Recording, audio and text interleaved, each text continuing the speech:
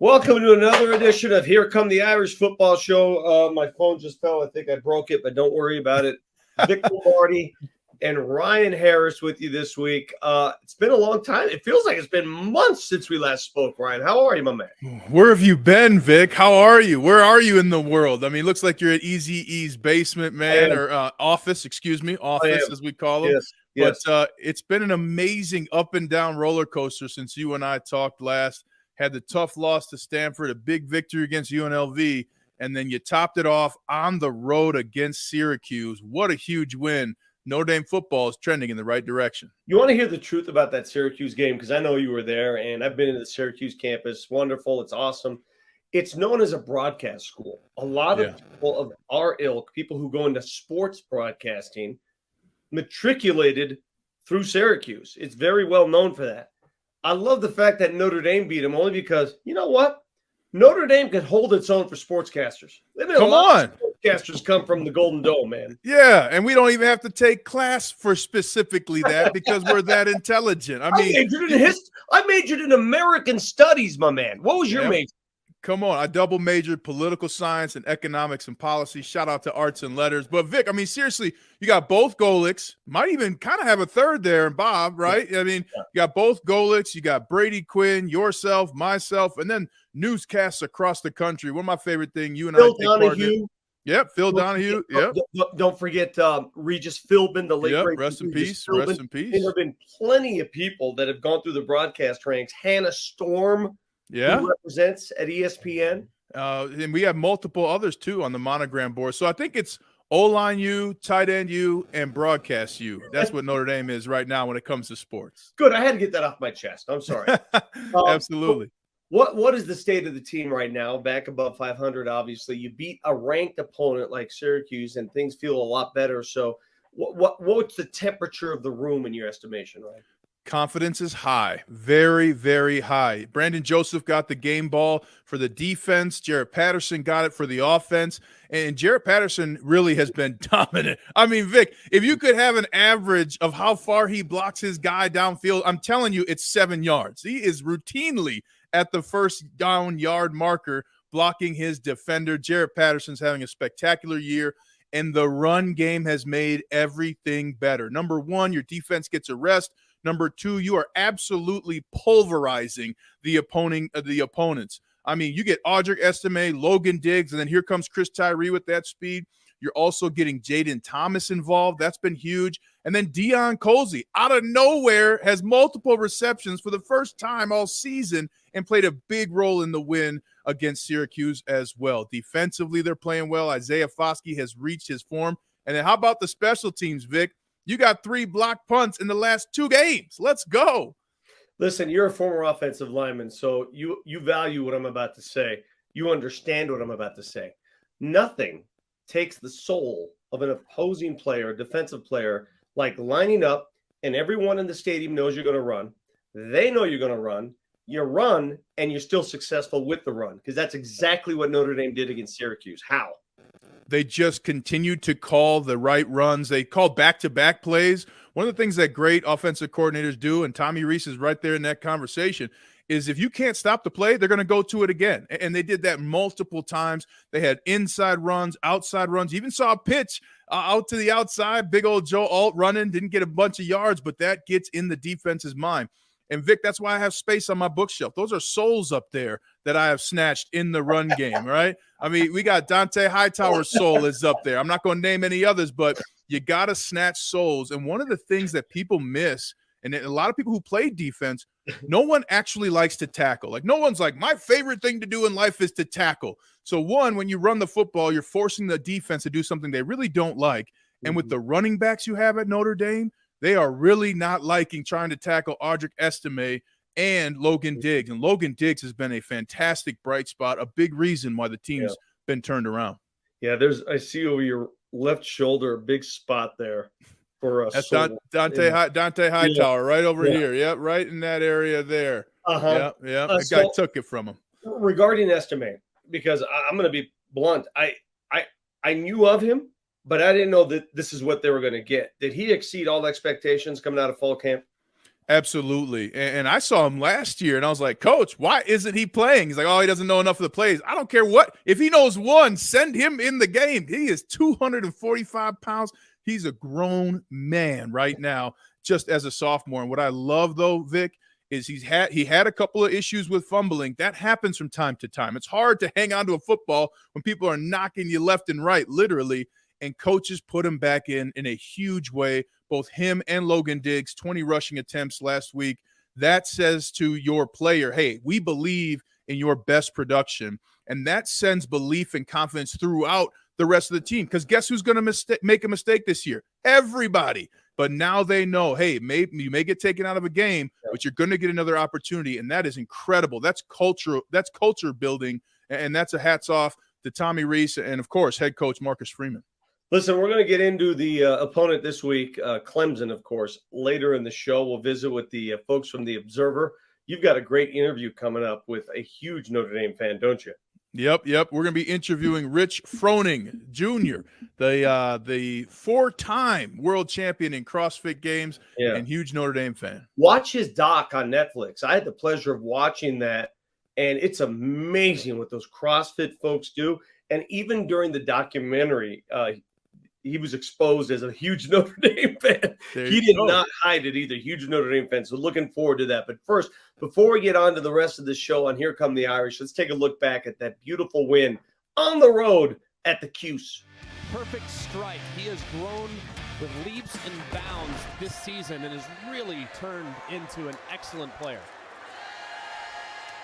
And it's intercepted to open up the game. Brandon Joseph, pick six, just like that.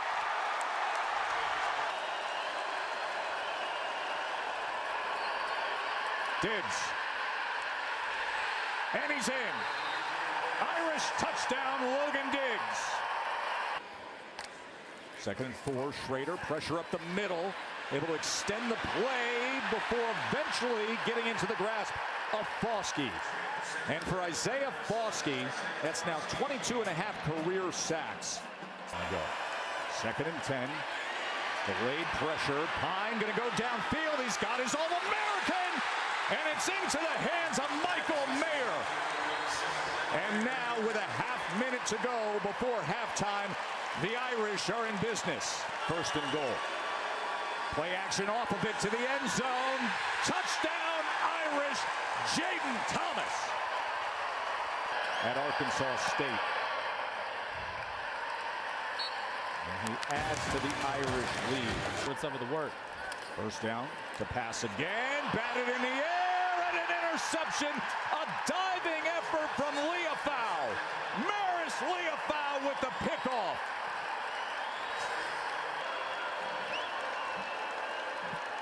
Estime, 17th carry of the day, and it's a touchdown. 11-yard touchdown run from Audric Estime. Syracuse 3 and out, their 6th punt today. Oh, it is blocked. It is blocked again. Notre Dame with another blocked punt. Time and again this is happening as Notre Dame has now blocked 5 punts this year. Your punter. By the way, that was James Williams, the punter there, as Notre Dame takes it in for the touchdown. Not necessarily as the backup quarterback now in for the Irish. And all you have to do is hand off to this guy. Estime adding to his big day. We figured it out at the end. Rupi will just tack on 3 more. Notre Dame wins it. Well, here to talk about what the Irish will face offensively is Aiden Thomas from the Observer to talk about the Clemson defense. Welcome, Aiden. Thanks, Ryan. Good to be back. Great to be back. And for those watching at home, I want you to know Aiden did the cool kid thing. I saw him on campus like, hey, Aiden, and he's on his suit with his friends. He's like, hey, Ryan, just keeps walking. I guess world champions say hi all the time. It was fun to see you on campus, though, Aiden. But let's talk Clemson defense. Give us a 30,000-foot view of these Tigers. Yeah, Clemson's definitely going to be the biggest defensive challenge for Notre Dame since the Ohio State game. In particular, I think Clemson's strengths just line up with Notre Dame's strength, so it's going to be a real Clemson's really good against the run. They've got a pretty strong defensive line, a really good defensive end, and Miles Murphy as kind of their stud up front. And so it's going to be like can Notre Dame do what they've done well all season against what Clemson's done well all season? And if they can do that, they're going to have a much better chance in this game. You said Murphy's a good player, huh? Okay. That might be understating it a little bit. Okay. I won't say anything about that. But let's look now. I looked at watching the film. Sometimes Clemson blitzes like crazy. Other times they just sit back and play a static defense. What do you think they're going to do against the Irish? I think if they've been watching film on Drew Pine, it's going to be more of the latter. Drew Pine, and I don't know the exact numbers off the top of my head, but he's seen a lot of people drop 8 against him, drop 7, drop 8. Not a lot of like blitzes or exotic blitzes or anything like that. I think people have found that Brian has struggled a little bit when it comes to diagnosing defenses that have 7 or 8 guys dropping into coverage because it requires him frequently to move off of his first read, which is usually Meyer, and it's causing some issues and some lack of chemistry in the Notre Dame passing attack. So I wouldn't be surprised to see Clemson, at least early on, try to rely on their defensive line to generate pressure, and then kind of try to confuse Pine with a lot of people clogging up passing lanes for him. Yeah, it's been tough for Drew Pine. He started out 70% completion percentage and has dropped down to under 50% the last 2 games, but still incredibly effective. Love how he's playing quarterback for the Irish. And now your favorite part of the show, Aiden. Put on your offensive coordinator hat. What are our first 5 plays against this Clemson defense? Yeah, so I think it's going to be a very interesting test for Notre Dame. And again, I just think when it comes down to it, you're going to want to run the ball a lot because that's what you do well. Notre Dame isn't built to pass the ball 40 times a game and still have a lot of offensive success. So if they can get estimated Diggs 20 carries again, that's going to be great. So in terms of first 5 plays, I think that is going to be extremely crucial because I think Clemson has tended to start slow. They've given up a lot of first drive touchdowns to opponents this year. So in terms of first 5 plays, what I really want to see is them really run the ball, up the gut once or twice with Estime. If they're getting positive yards, keep that up once or twice, hit Mayer for a slant, make sure they're thinking about him, and then take a shot somewhere in that first 5-6 plays. Last time Clemson came to Notre Dame, their 2 offensive touchdown drives in regulation came off of a play of 65 yards and a play of 50 yards. So Notre Dame needs to find a way to generate a huge offensive play or multiple if they can. So if they can do that, take a shot to Merriweather, to Styles, to somebody going deep, and really get Clemson thinking about the vertical game, it's going to make Estime and Diggs that much more effective and let the offensive line seize control late. Well, I love it. He is Aiden Thomas. He's keeping things effective and in control there at the Observer. Pick up a copy if you're on campus. Thanks so much, Aiden. Appreciate it, Ryan. Have a good one. Next, let's hear from Marcus Freeman, the head coach, about what he sees in this matchup against Clemson.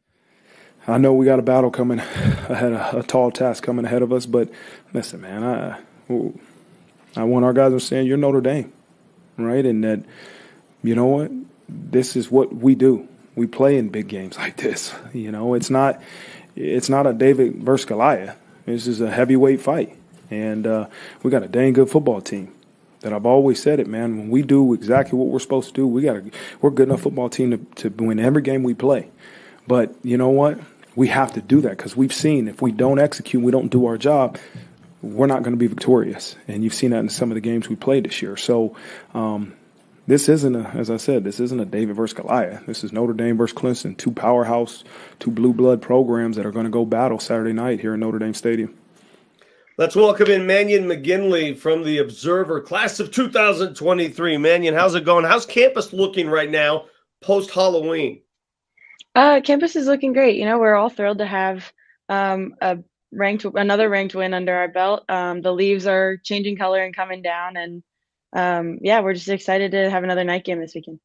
I've been meaning to ask you. I watched after the Monday night game, Peyton and Eli Manning. They showed their stop in Notre Dame when they were chasing the ghost of George Gipp, and they had the old Ghostbusters routine. Were you on campus when they taped that? Were you one of the people cheering them on? I was on campus. I wasn't. I didn't get filmed though. I was on campus. When did they do that? That was last semester, I believe. That was spring semester. Well, I encourage any Notre Dame fan. ESPN Plus has. It's one of Manning's productions where they're chasing the ghosts of Notre Dame past and George Gipp. I thought pretty entertaining hour of television. All right, let's talk Clemson football. Clemson football we know all about because it's been sort of a stumbling block for the Irish here the last few years. Before we get going, I always butcher his name. And you know what name I'm referring to. Help me with his name, please. DJ Uiagalelei. Uiagalelei. Yes. Uiagalelei. All right, it's not spelled remotely that close, but that's got it down. I'm impressed out of the bat. If you learn anything from this show today, DJ Uiagalelei. All right, they pulled him in that game against Syracuse when they had to rally to beat Syracuse. So where does he stand now? Yeah, I think that's going to be a really interesting part of this week. He had in the last 3 games, he's had 6 touchdowns, but also 3 interceptions, and he's barely been able to break 200 yards. So it's going to be interesting. He's lost here before, but so that might play into his mindset. But also, after you get pulled like that, you've got more energy and more fire and you're really trying to prove yourself. So it's going to be interesting how that affects his game this weekend. Yeah, he's got the people to work with. They're undefeated for a reason. Their closest game came in the opening game of the season, and since then they've had a couple scares here and there. But the bottom line is Clemson is loaded at every position. If it's not DJ, his backup, Will Shipley can run the ball. He can flat out run. Yeah, Will Shipley is going to be the make or break for Clemson this week. Yes, they've got great receivers, and Uiagalelei can get it to them, but without Shipley, this offense doesn't get off the ground. We're only 2/3 of the way into the season, and he's well over 2/3 of the way to 1,000 yards. So he's going to be a major feature for them, and the Irish are going to have to shut him down. Yeah. When they throw the ball, is there a particular target they have in mind, or is they spread it around? It's definitely well spread. I think the first 2 targets are Antonio Williams and Joseph Ngatada. But Bo Collins, Davis Allen, and Jake bringing still really round out a capable wide receiver room, and they've all got touchdowns to their name. So it'll be interesting to see where the ball lands. So what is campus like the day after Stanford, because that game was not fun, versus the day after beating Syracuse? How much have things changed there? People aren't sure what to expect, but we know that the Irish will come through when it matters. They've proven that this year. So people are really just trying to keep those spirits high and keep rooting for the Irish because that's what we know how to do. Yeah, it's bewildering to me how this team is better on the road. It just seems to dig deeper on the road. They're a better road team than they are a home team, which makes no sense whatsoever. Mannion, as always, thank you for your help. DJ Uiagalelei. Yep. Nailed it. Thanks to you. I appreciate everything. See you, Mannion. See you, that is Vic. Thank Mannion you. McGinley of the Observer. She joins us every week to break down the opposing team's offense. Right now, we're going to hear from Clemson head coach Dabo Swinney. But really excited about going up to Notre Dame. I mean, this is a really good football team. It's a team that when you really look at them and you study them and have watched every play of every game and really a good feel for who they are. Man, I think, and I don't know Coach Freeman, but man, he's done a great job of really. Just settling them in is the best way I could say it. I mean, they had 2 tough losses. And when you're at a place like Notre Dame and just like at Clemson, it just really shows the type of leader that I think he is, that he's been able to really overcome that and really settle them down, both and manage that staff and manage his team. I'm really impressed with, I know he's always been a great coach, but I'm impressed with him as a leader, because it's a difficult thing to do. Well, we've got a fantastic interview for you on today's show. And it's one thing to win a championship one time, but to do it multiple times, well, that makes you what they call a GOAT, one of the greatest of all times. And we have that here in Rich Froning Jr., 4-time CrossFit world champion, and he has been called the fittest man on earth. Welcome, Rich. How's it going? Doing good. Now, before we get to all your monumental glacial accolades, let's start. You're a huge Notre Dame fan. We were all able to see it in your Netflix documentary. When did you become a Notre Dame fan? I think I've pretty much been indoctrinated since birth. My grandfather went to Notre Dame on my dad's side, and then on my mom's side, he was Catholic and Irish. And so Notre Dame football has just been a family thing basically since I was born. When did you what's your favorite time frame or time of Notre Dame football? When did you were like, oh, was it the bus? Was it, Brady Quinn's era? Yeah. So my first kind of when I, really started getting into it and can remember was like the Tyrone Willingham days when Ryan Grant was there, some of those guys, and then kind of peak, memories, I guess, were Brady Quinn. I went to it. So I'm in Tennessee country here. So I got to actually go to the game when Notre Dame beat Tennessee at home. And then the next year we pretty much beat the brakes off of them in South Bend. So that's always a good feeling to be able to do that with your Tennessee friends. Yeah, I was playing in that game, and I'll tell you something. I will never hear Rocky Top again. I mean, that was the only tough thing about playing with Peyton Manning is he would always start playing that Rocky Top. He loves that Rocky Top. Yeah, and you were there at that game, and they warned us before we went there. They were like, you're going to hear Rocky Top. Repeat. I did not know how much people could play one song in a 3-hour span. It's disgusting. Yeah, try being here for 30 years. So. But in the last 20 or so, we haven't heard it much. Yeah, and too bad they're coming back now. They're coming back, yeah. But speaking about putting in time and being tough, surviving out there in Tennessee during that period, you are one of the greatest athletes that CrossFit has ever seen. What began you on your CrossFit journey? So I was getting my undergrad in exercise science. I was a firefighter at the time as well. They had a program here where you'd work as a full-time firefighter and they'd pay your tuition. So I did that, and the head strength and conditioning coach at Tennessee Tech, Chip Pugh, used a lot of CrossFit kind of methodologies with the athletes. And so he was teaching one of the classes that I was in and was like, hey, you need to check this out. And so as they say, the rest is history. And then I actually worked as the assistant strength coach for about 2 years here at Tennessee Tech as well. So when you're going into those events, walk us through your first world championship. What was your mindset? What were you thinking? What were you eating to be ready to perform at your best? Well, eating wise, I was, 22 at the time, and food and metabolism were much quicker. So food wasn't necessarily, it was just you're getting in calories, and it's still similar to that now. It's more about calories than actual quality when you're competing.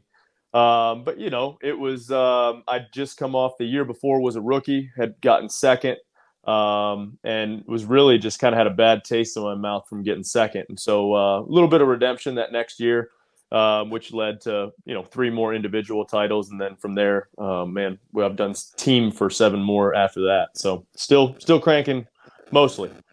Well, and you recently announced your retirement. What goes into that? Kids are getting older. So, I did 4 years as an individual, or 5 years I competed as an individual, and then 7 years on a team. We won 6 championships as a team. And so, I'm 35 now, which is, it's miles. It's not necessarily, we're not highway miles, a lot of stop and go miles. And kids are getting to ages where they want to start playing sports. I took Trice, my son, last year to the Notre Dame Georgia Tech game. He loved it. And so I'm trying to, brainwash them as much as I can. But yeah, it's time to start taking their endeavors more, but I'll still compete in some capacity. We have a master's category every 5 years. There's a different master's category. And as long as I feel like I'm not taken away from the family and still healthy, I'll still be around. You can't extinguish that competitive fire. I'm sure you still feel that from time to time. Hey man, don't cut me off in the grocery line. I'm coming to win. You know what I'm saying? I feel you. One of the things I love, CrossFit was a part of my cross training, right? After the awesome. NFL, like you go through an NFL season and just the explosiveness and really the ability to superset and do all these things, keep you moving, right? Especially the older I got, Rich, the less I wanted to wait because the more I waited, the more I was looking at that door. Yeah. Right. But that's right. One of the key things I loved every time I would do yoga and CrossFit in the off season, but CrossFit, you have to push through pain. Mm-hmm. Give the audience some keys to pushing through moments when you mentally and physically don't feel you can go through anymore. Yeah, I always tell people, it's for me, it's fun. I enjoy it. So it's a little easier, but make it fitness and exercise are supposed to be something that relieves stress, not an added stress. When it's different when it's your profession, like you were saying, or like I do when I train. But don't get so caught up in numbers and those types of things. Enjoy it. It should be kind of the best, hour of the day. Have some fun. And then, do it for somebody else or do it for something else, something bigger. My faith is a huge part of who I am and why I do what I do. So my faith is a huge part of the reason I used to compete or still compete. But then now my kids as well, having them watch and see the things that they pick up on. And my kids want to be here at the gym. They're 8, 5, and 4, and they want to be at the gym most days, just hanging out, running around, jumping off things, and to see how that's transferred into them starting to play some sports and how well they can control their bodies. It's pretty incredible.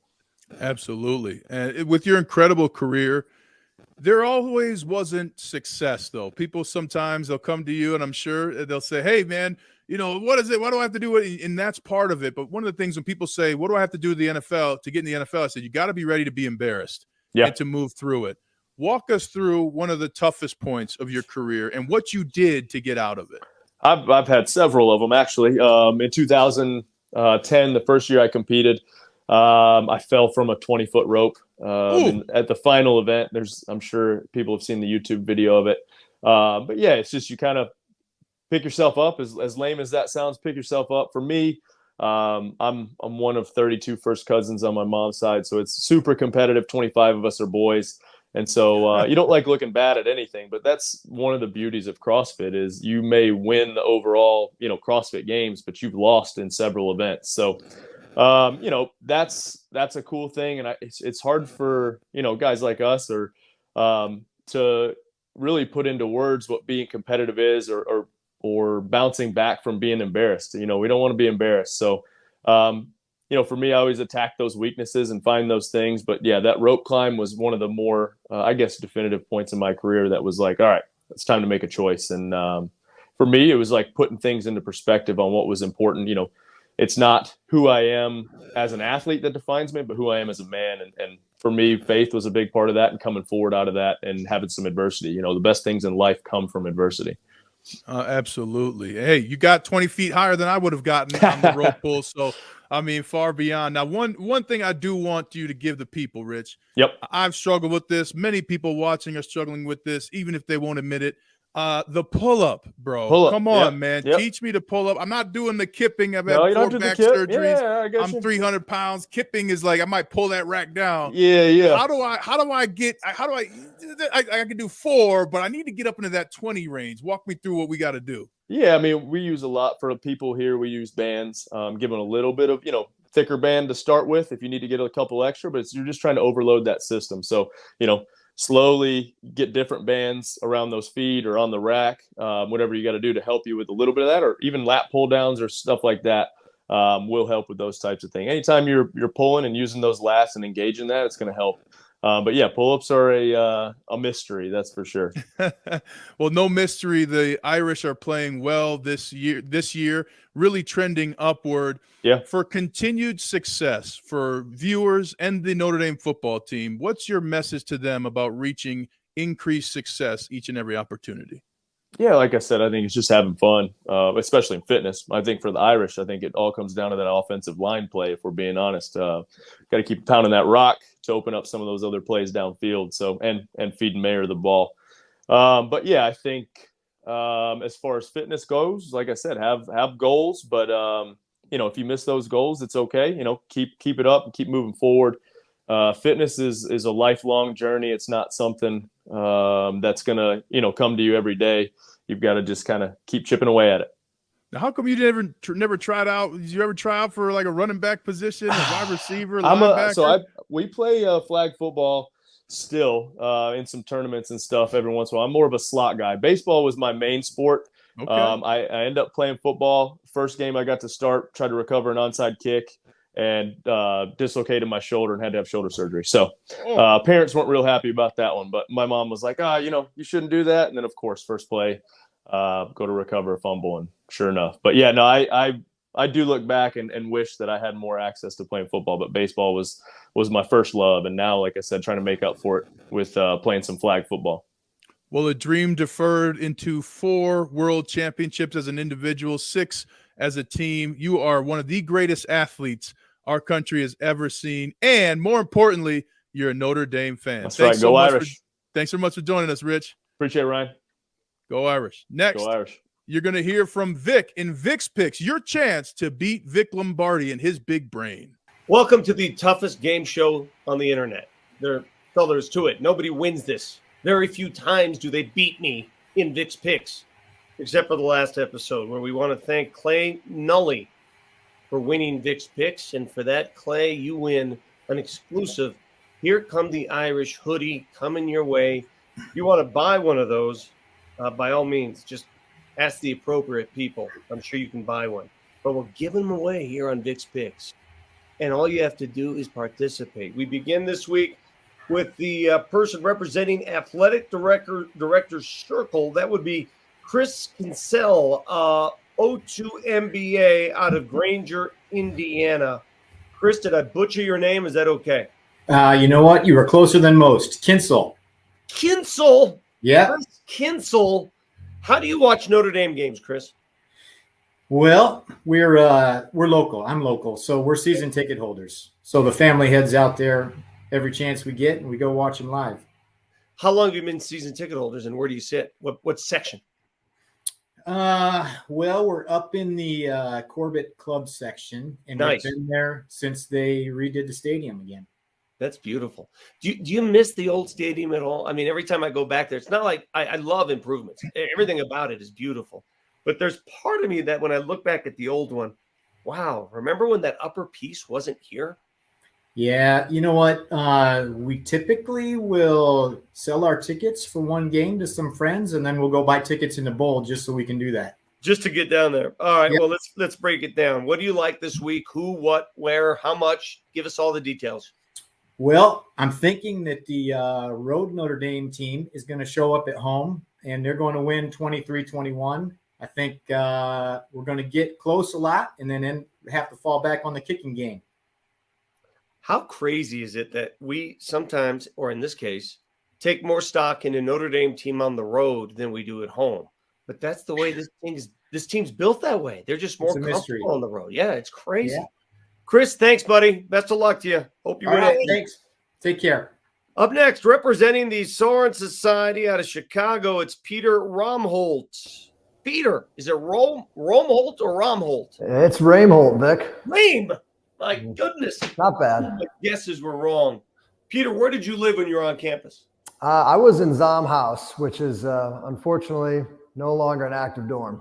Okay, how many games do you get back to since you're in Chicago? We like to get back to 1 or 2 a year. I brought the family back, well, my wife's family, my family, for Stanford, which was disappointing experience. But my roommates and I, Zom boys, are coming back this weekend for Clemson, so hoping for a better outcome. That's great. What's your most memorable Notre Dame football moment of all time? Did you have one?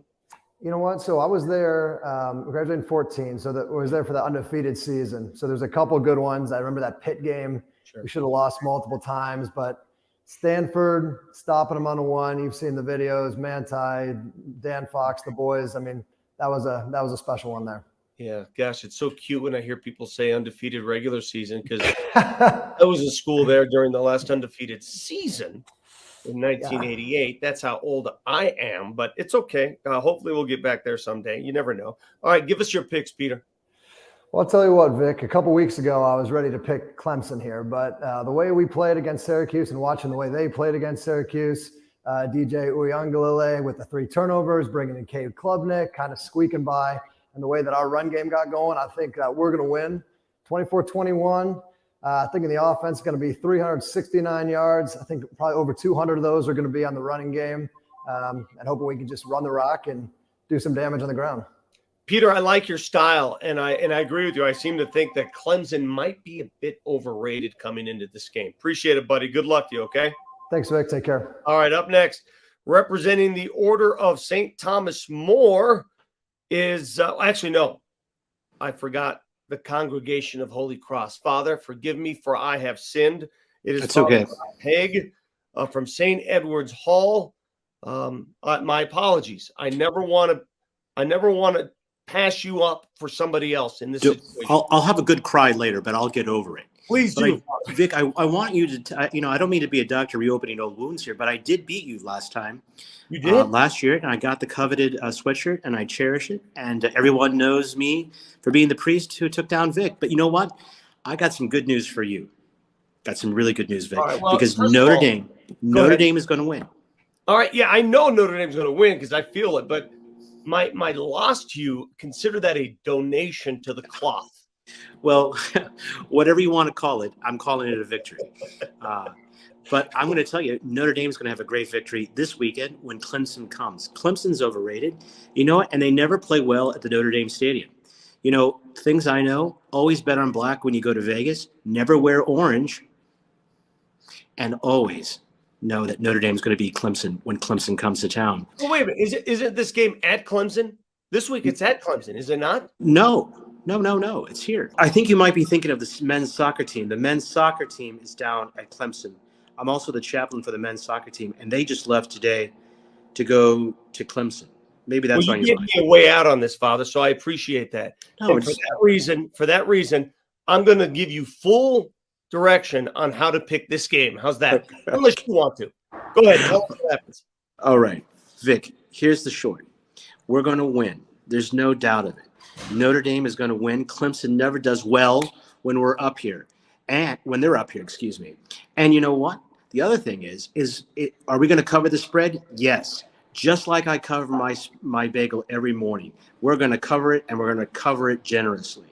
The other thing is, you know, 1842 just isn't the year the university was founded. It's also going to be the amount of the rushing yards, total offensive yards that we're going to score against Clemson. So you know what? This game is in the bag. Call it right now and save Clemson a ride up here. That's what I say. Well, we've learned three things here from Father Ralph. You're smart, creative, and based on your common knowledge of the Notre Dame schedule, you should be hosting this show instead of me. I don't want to take that seat. I don't think I can stay in it. It's a little too hot for me. Clearly. Father, thank you very much. If you don't win, I'm going to buy you a sweatshirt for that. Thanks so much, Vic. Buddy, Thank take you. care. All right, now we move on to the Order of St. Thomas More. And listen, I'm going to give this a shot with all due respect. Lequa Meana. Yeah, I give up. Help me out. Help me out. No worries. You know, it happens often. I know it does. Anyane Yoboa. I remember the first day of law school. My criminal law professor had a difficult time too. And he promised never to call on me ever again that whole semester, and he didn't. So I was cold called once in law school. I want you to know my real name, my full name is Vittorio Giuseppe Rocco Lombardi. So I shortened it to Vic when I got into the broadcast world. So I blame you for not shortening your name on behalf of this show here. I want to be difficult and memorable. So. Well, this show's already memorable. We did half the show, and I thought it was on the road, for crying out loud. All right. Who do you like? Give us your pick this week. I want to say this is our house. I believe we are just as good. Matter of fact, even better than Clemson. We're going to win 28-17, and that's conservative. I believe it could be a blowout, possibly. If everything is in line properly, we're going to cover the spread. I choosing 380 yards, possibly more, depending on how many turnovers we get out of our boys in the secondary. I just believe that this is our day to step out and show the world what we're capable of. Laquame, you practicing law these days? What are you doing? I'm actually working for the Department of Transportation and Civil Rights here in DC. Well, good for you. Good luck to you. Appreciate the name pronunciation, and let's hope your prediction is correct. Great. Take care, my man. Appreciate it. Up right. Next, a little closer to home, I live in Golden, Colorado. Our next guest lives in Golden, Colorado. Nick Muller, class of 64. What's up, Nick? Well, it's just great to be here. And my daughter, Amy Muller-Dorr, apparently was to school at the same time you were and went to the Arizona game with you. So that was a long time ago. I remember. That's right. That's right. And I remember that. My goodness. You know what's funny about that game? So Notre Dame, the Fiesta Bowl game, when they clinched the national championship, they played that at Arizona State in Tempe. And we're up in the upper deck. But we knew they were going to win the game in the fourth quarter, so we wanted to get closer to the field, to run the field, storm the field. So we all start making our way down, and the concourse is just clogged with Notre Dame students. And we run and storm the field, and I lost my shoe. And I went the entire night. We partied all night in Tempe, and I didn't have a shoe. And it was the greatest shoeless night of my life. So, say hi to your daughter for me, please. I sure will. Nick, what do you think about this week? Who do you like? I like how Notre Dame has been coming on and how they played strong against Syracuse. I think it's going to be a low-scoring game. So I'm picking Notre Dame to win 17-14 and to beat the spread and to have 300 yards. And I'm just proud of how they're coming back and how they're playing well as a team. When I played back in the early 60s, we went both ways, and that's a little different now. But at the same time, back then, it was just so important that the team pull together, and I think they're doing that now. So I'm just curious, back then in the 60s, like how long were commercial breaks? How long did a game last? I mean, television was different back then. I'm curious. Yeah, there were breaks, but they weren't as long. Yeah. And I'll never forget, I made the traveling squad to play Navy and Roger Staubach back at Baltimore. There were 80,000 people in the stands, and it was nationally televised. And both of us were in the top 10 at the time. And the media was very present. So it was an exciting game. We barely lost it. Our quarterback was Darryl LaMonica, and Roger Staubach did a good job opposing us, but it was exciting. Darryl LaMonica, I believe didn't he play for the Broncos too? Didn't he spend some time here in Denver? He played. Darryl LaMonica wound up playing for the Raiders. And, Raiders. Yeah, I saw him in Denver at some point. That's what. Okay, yeah. Saw him in the Broncos. Sure. Right. Yeah, but that's awesome. He went to the Super Bowl and won it. They called him the Mad Bomber, and he passed away here recently. But it was a good guy. That's awesome to hear. I love those old stories, man. That's great. We had to talk sometime. Nick, thanks for the time. Good luck to you. Hope you win a sweatshirt. Thank you, Vic. Take All right, care. buddy. Our last celebrity pick this week, and a chance to beat Vic and Vic's pick, representing the Jesse Harper Council out of Chicago. It's John. Is it Callahan or Callaghan? Tell me, John. You know, it's Callahan. I've been here before, and you and I have had a duel, and somehow I came out on top. So what? Wait a minute. Now you're the second person who's come on this show and just thrown it in my face that you've beat me in my own game. Is that what you're saying? No, I'm just mentioning the facts. Yeah. It was humble enough for Father Ralph to do it. Now John's doing the same thing. Yeah. John, how many games do you get back to since you're so close? We get back to 3 or 4 games a year, I think. My daughter actually lives in South Bend, and I go on the road a little bit. I was at BYU game, which was awesome. I was also at the Ohio State game, which was not quite as awesome. But anyway, this year I've had a good opportunity to watch them a lot. Okay, so here's how dumb I am. I thought this game all along was at Clemson, so I find out it's here at South Bend. I think I'm going to go to the game. I have an event Friday night I have to do, but I think I'm going to take a flight Saturday morning, and I'm going to try to get to South Bend for this game. That's how meaningful this is to me. I want to see Notre Dame win a big home game because they haven't done so all season. What do you think it's going to take to win a big home game? What it's going to take is not much more. We just got to clean up all the loose ends that we've been missing on. I think we're going to go in there this game, no mistakes.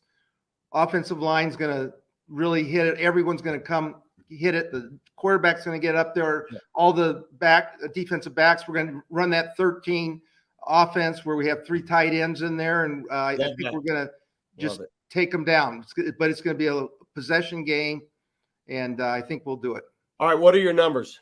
My numbers are that obviously it's Notre Dame to win, as you can imagine, and that means they're going to beat the spread, and 360 yards it's going to be. And my score, as you saw, was 31-28. It's going to be close. 360. Boy, that sounds very, very similar to what I'm about to give you. John, good luck. I hope you beat me again, my friend. I hope so. Just remember, this failure is not an option, and we're going to have our finest hour this Saturday night. So thanks, buddy. Appreciate it. Yeah. Failure is not an option unless you're me, and I've failed many times, as I have on this show today with the actual schedule. But I'm not going to fail in this. Notre Dame is going to make its mark this week against an undefeated Clemson team. a team that has had some close games through the season. They almost lost the opener, almost lost to Syracuse. But this week, I believe Notre Dame shines at home. And I believe it shines to the tune 24 or 26-23. That's what I've got written down. 26-23, a field goal at the buzzer to beat Clemson, 413 yards. Yes, of course, the spread is theirs. Give me Notre Dame. And now a video that is interesting. I'm going to introduce it this way, and I hope it makes sense because it's a video about football and what you do when you play and watch football. It's about what you do. What you do, not how hard you try. It's about what you do. Do you get your job done or do you not? Thumbs up or thumbs down, it's black and white in the game of football. So this is the bottom line for this Notre Dame offensive line right now. Can you in the fourth quarter knock them off the ball? I'ma be me to the end of the day, but they never listen. I gotta spit out that I'm living, cause some of y'all think this a gimmick, it's not. It's a game of inches, Jack. It's about 4th and 1. I had a drink what it feel like, rocking on top of the stage while I be torn. You want your leaders to set the tone. Hey, dominate. But they also need to make the plays. The green light, probably a check me a tempo, you know that we score. My numbers keep growing. Get the job done. Whatever it takes, get your job, our job, get it done. That's all that matters. All right, our final thoughts on this upcoming game, which is at Notre Dame Stadium. Thank you to our people in Vick's Picks. No thanks to Ryan Harris, who failed to inform me of that when we started the show. Appreciate that, Ryan. They give me no control to jump on this show. You know that. It's probably for good reason. I jump in all the time. All right, so I'm determined I'm going to make an effort to attend this game. It's a free weekend for me. I don't have to do Nuggets this weekend, Ryan. So before I make that determination official, what's the weather forecast? Have you looked at your apps yet? I don't like to look at weathers in November, specifically November games. I kind of like to think it's going to be good. But 2 games ago, the night game against Stanford, it was like 30 degrees out. At the end of the night, it was miserable. And then playing UNLV, it was like 75 degrees. Everybody's sweating in their sweatshirts. So if you're choosing weather, choose your house.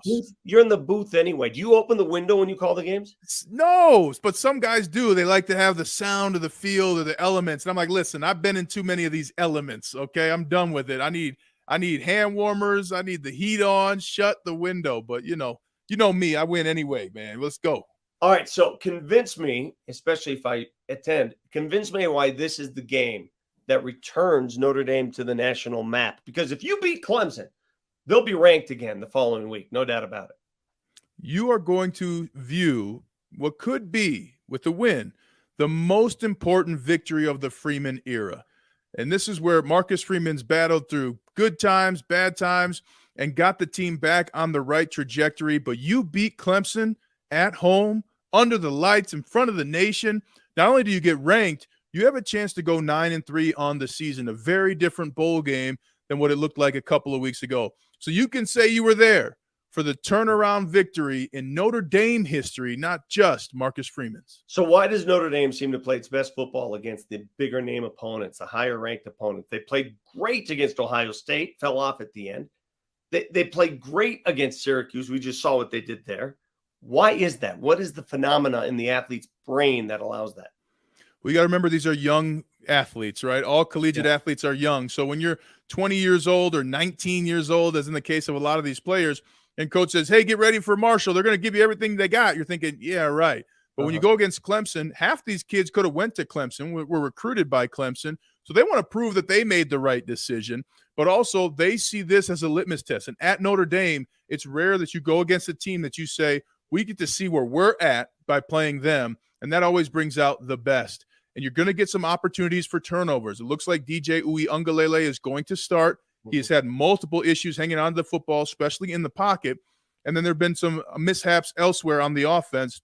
The key is going to be the defensive line of the Irish. Can they get to DJ Uiagalelei, who really stands motionless in the pocket? If they can get him to move right into the open arms of Isaiah Foskey, it's going to be a superb night for the Irish. Stop the run and get DJ on the ground.